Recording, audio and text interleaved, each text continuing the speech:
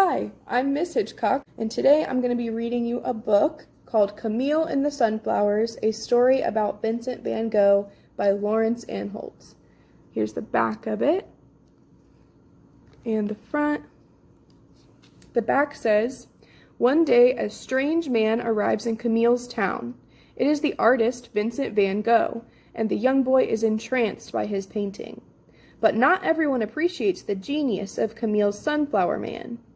Vincent is forced to leave the town, but his paintings live on, never to be forgotten." There's a little picture on the inside. Where Camille lived, the sunflowers grew so high they looked like real suns, a whole field of burning yellow suns.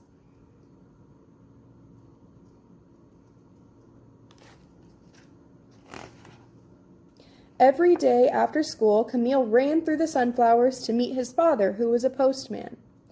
Together, they would lift down the heavy sacks of mail.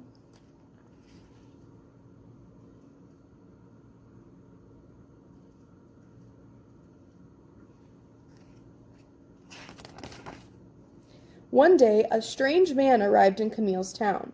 He had a straw hat and a yellow beard. He looked around with quick brown eyes. "I am Vincent the painter," he said, smiling at Camille. Vincent moved into the yellow house at the end of Camille's street. He had no money and no friends.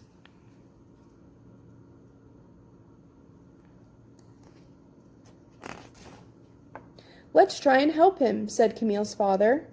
So they loaded up the cart with pots and pans and old furniture for the yellow house. Camille picked a huge bunch of sunflowers for the painter and put them in a big brown pot. Vincent was very pleased to have two good friends.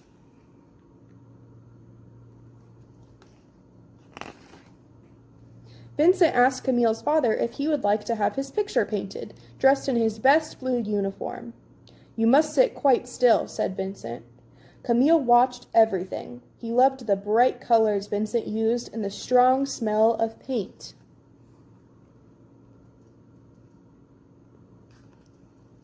He saw the face of his father appear like magic on the canvas.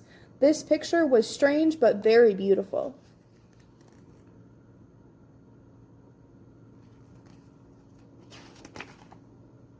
Vincent said he would like to paint the whole family. Camille's mother, Camille's big brother, his little sister, and at last Camille himself. Camille was very excited. He'd never even had his photograph taken.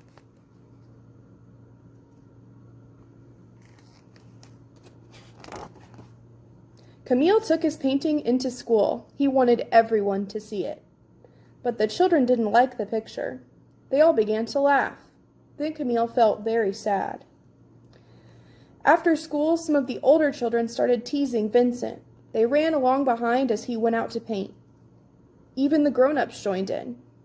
"It's time he got a real job," they said, "instead of playing with paints all day."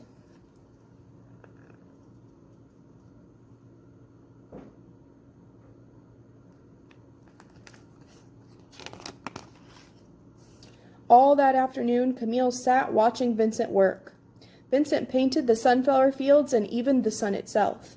"He is the Sunflower Man," thought Camille. "If I were rich, I would buy all your paintings," he said. "Thank you, my friend," laughed Vincent.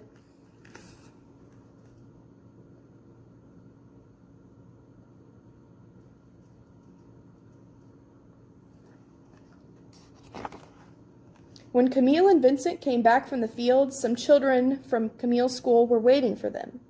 They shouted at Vincent and threw stones. Camille wanted them to stop, but what could he do? He was only a small boy. And at last he ran home in tears.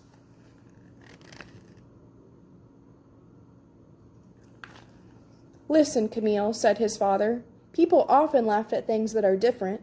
But I've got a feeling that one day they will learn to love Vincent's paintings."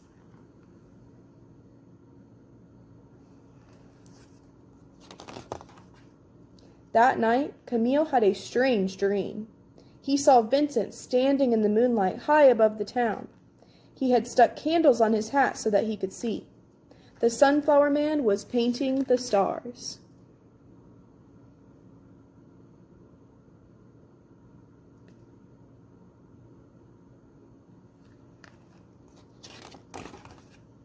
Early the next morning, Camille was awakened by a loud knocking at the door. Some men from the town had come to see his father. "Listen, postman," they said. "We want you to give this letter to your friend. It says he must pack up his paints and leave our town." Camille slipped out through the back door and ran down the street to the yellow house.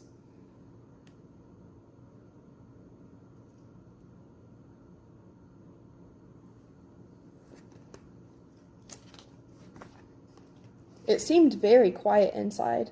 Then Camille saw the sunflowers he had picked for Vincent. They had all dried up and died. Camille felt sadder than ever.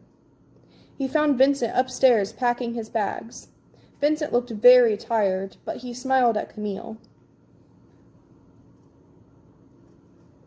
"Don't be sad," he said. "It's time for me to paint somewhere else now. Perhaps people there will like my pictures. But first I have something to show you."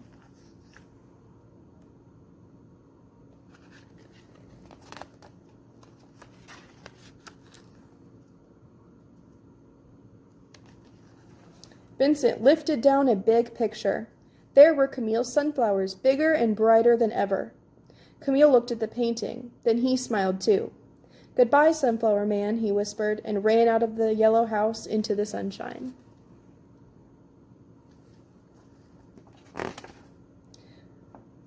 Camille's father was right. People did learn to love Vincent's paintings. Today, you would have to be very rich to buy one. But people visit galleries and museums all over the world just to look at pictures of the yellow house, of Camille and his family, and most of all, of the sunflowers, so bright and yellow they look like real suns.